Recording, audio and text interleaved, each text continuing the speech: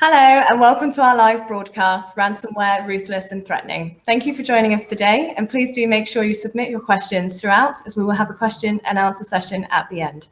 Let me introduce Dr. Ali Baghdadi, Senior Vice President at Ingram Micro, leading member of the SecureX group that sets the Ingram Micro's worldwide strategy for cybersecurity, and he also leads Ingram's cybersecurity throughout Europe, Middle East and Africa.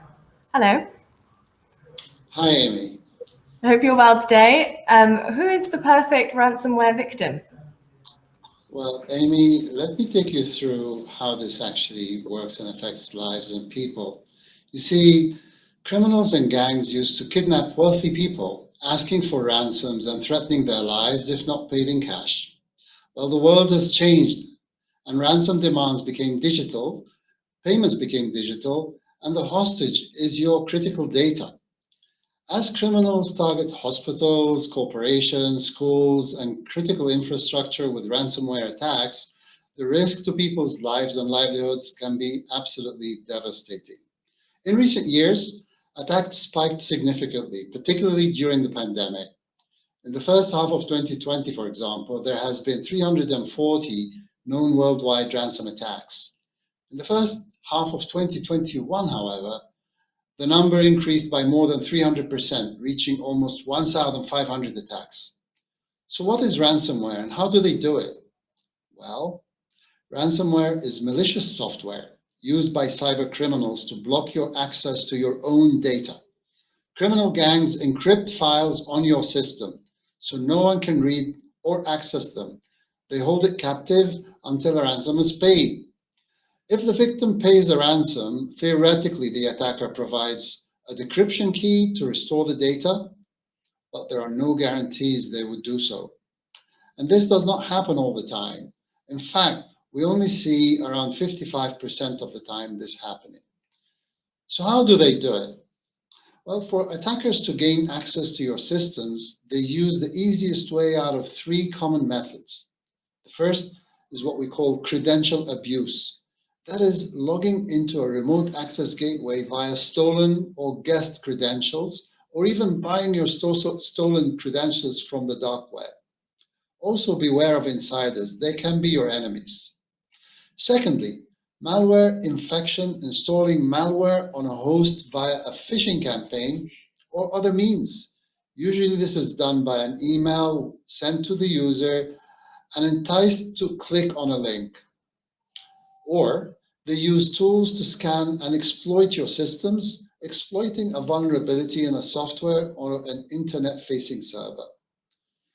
Once they're in, attackers often use a method called living off the land. So actually they live on your land, meaning they use your own tools to manage your own network. Their next step is predictable and dangerous. First, they conduct reconnaissance in the network. This is a practice covertly discovering and collecting information about your systems. The word reconnaissance derives from military language, where it refers to a mission with the goal of obtaining information from enemy territory. Second step, once they're done, they move laterally, which is a technique used by the cyber attacker after gaining initial access. They move deeper into your network in search for key sensitive data and assets that can take hostage. Then the attacker works on gaining privileges to become a domain administrator. Attackers use privilege escalation floors in out-of-date and old software to gain access to systems and applications that control your network. Following that, they extract the data and try to destroy your backups, of course. And this is why proper backup plans and the technology to do it is absolutely essential. Finally, they distribute and detonate the ransomware. And boom, they got you. So here we are in 2021, and I can list numerous recent and serious examples of ransomware attacks and the cost of disruption it causes. DarkSide are among the most notorious ransomware gangs. This group of reported to be responsible for the Colonial Pipeline attack. In May 2021, Colonial Pipeline Co. had to shut down its operations. The shutdown affected consumers and airlines along the east coast of the United States. The hack was deemed to be a national security threat, and the pipeline moves oil from refineries to industrial markets. This caused President Joe Biden to declare a state of emergency. Unfortunately, Colonial paid the ransom, but thankfully most of it was recovered by the FBI and the Department of Justice in the United States. Another one, on the 9th of September 2020, a ransomware attack against the Düsseldorf University Hospital in Germany using a ransomware software called Doppelpeimer have resulted in the failure of its IT systems. It disabled more than 30 servers. A 78-year-old patient was in an ambulance and was redirected to another hospital much further away. Unfortunately, she died. More than 750 healthcare providers across the United States alone were targeted by ransomware attacks last year. Another incident is caused by REvil. Some pronounce it Revil. This is a Russian ransomware as a service, known as RAS, used by cyber gangs. It was implicated in the Kaseya attack, which affected at least 1,500 organizations in July 2021. Kaseya is a US company that provides management software for IT infrastructures. Just one of the affected organizations was this Swedish supermarket chain called Co-op. The supermarket chain had to close down its 800 stores for almost a week. Some small villages that had no access to food for a week. They did not pay the ransom, but actually rebuilt the systems from scratch. I want to also bring to your attention that sometimes insiders can be your worst enemies. There's a story about a cyber criminal who was the chief operating officer and co-founder of a software company called Securalytics. This is an Atlanta-based IoT security startup. He was charged for alleged role in 2018 cyber attack against a Georgia hospital. Imagine that. He allegedly attempted to steal data and disrupt the hospital's phone system for personal gain. He probably got the information from the hospital as a startup. So what are the precautions that we should take to prevent ransomware attacks? We always advise companies to focus on 3 areas. People education, absolutely a must. Services that can assess your vulnerabilities. And technology from the best cybersecurity companies to protect and defend your systems and companies. We provide all of these solutions worldwide. At Ingram Micro Security, we recommend several best practices to help mitigate risk of ransomware. Let me take you through those. First, you have to ensure that you have a data backup and recovery plan in place. Ransomware encrypts data, rendering it inaccessible to users. If an organization has up-to-date backups that can be used in a recovery operation, the effect of an attacker encrypting data can be reduced. Then, update your software. Ransomware exploits known vulnerabilities in applications and operating systems. Updating your software as patches and updates come out is absolutely essential. So don't save money by not subscribing to updates. Our services can identify software and server vulnerabilities as well. Multi-factor authentication is a must. Some ransomware attacks use credential stuffing, where passwords stolen from one site are reused on another to access user accounts. Multi-factor authentication reduces the effect of a single password that has been reused, as a second factor is still needed to gain access. We can provide advanced solutions in this as well. Phishing protection. As I mentioned earlier, a common attack vector for ransomware is email phishing. Having some form of anti-phishing email security in place can potentially prevent attacks. But here, people education is as critical and is fundamental. There are other methods used, including spear phishing, vishing, smishing. I covered those in other talks that I can refer you to.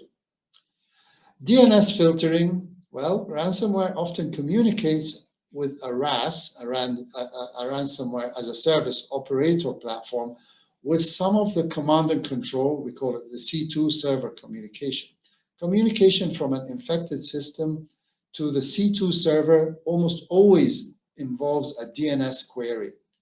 With DNS filtering, security service, it's possible for organizations to identify when ransomware is attempting to communicate with the RAS C2 and block the communication. This can serve as a form of protection against infection. Another important method is XDR, endpoint security. This is extended detection and response capabilities that can limit ransomware risks. This is another critical layer for ransomware protection, adding endpoint security and threat hunting technologies, often using also artificial intelligence. So at Ingram Security, we provide the training, the services that can assess your vulnerabilities, and the technologies that help protect companies from ransomware threats. So use the links that we're providing here if you wish to have more information. Thank you. Now, Paolo, you may have seen some of the questions that the audience have presented. So over to you, Paolo. Okay, thanks, Dr. Ali. I think they're kind of both connected. They want to know how much our criminals get paid, really, because we talk about digital currencies. How does it work? So most criminals use cryptocurrency as a method of payment because it cannot be traced. But you also have researched this, Paolo. So why don't you make some comments on how this is done? Yeah, usually, as you said, they use cryptocurrency. BitLocker is, some currency they use. Ethereum is also used. Monero is also used. And the most important ones. They try to avoid detection, and until recently they succeeded. As you mentioned, the FBI managed to get most of the Kaseya money out of their cryptocurrency wallets. So I think moving forward, they might try maybe less known currencies. They'll find a way to not get traced, and I think that's the reason why they use cryptocurrency instead of just bank transfers or anything like that. Another question which is connected, I guess, is how much money we're talking about. So how much money do the criminals typically ask? There's been some, of course, many of the companies that actually pay ransomware don't disclose. As I mentioned earlier, not all the companies pay ransoms, but some who have paid and have actually declared the amounts. Smaller companies on average have paid almost $250,000 just to release their data, but we've seen some ransoms going up to in excess of $10 million. So of course it's a big enticement to criminals, but more and more defensive methods are starting to work. You and I were talking about some of the big companies now employing negotiators like they used to do in the old days. So what do you know about that, Paolo? Just an interesting development. The majority of the companies nowadays pay the ransom, unfortunately, because it's an easy way out, and because not everybody has a backup that works, and it takes time, and so on and so forth. However, they also started to get smarter, and they contract a negotiator ahead of time. So when the time comes, they get a negotiator to negotiate the discount, sometimes also a very substantial discount out of what they was originally asked. I think it was the case for Colonial Pipeline as well, and it's the case for several big companies. They just treat it as a risk, and therefore they just manage it that way. Unfortunately, this creates a vicious circle because the more companies pay, the more ransomware is going to be out, because it feeds back into a vicious loop. And that's kind of the risk of this, I guess, of the situation at the moment. Yeah, I fully agree, Paolo. I think the best way really is to protect and defend yourself and be prepared by deploying the technology, educating the people, and assessing your own vulnerabilities. And this is exactly what we offer here to our partners, customers, and so forth. There's more education. I hope this session, helped a little bit in at least highlighting the dangers that can actually lead even to death and significant disruption. So I look forward to helping our teams, helping our partners and customers worldwide. Thank you. So thank you very much, everyone, and looking forward to give you more information soon in other sessions. Thank you.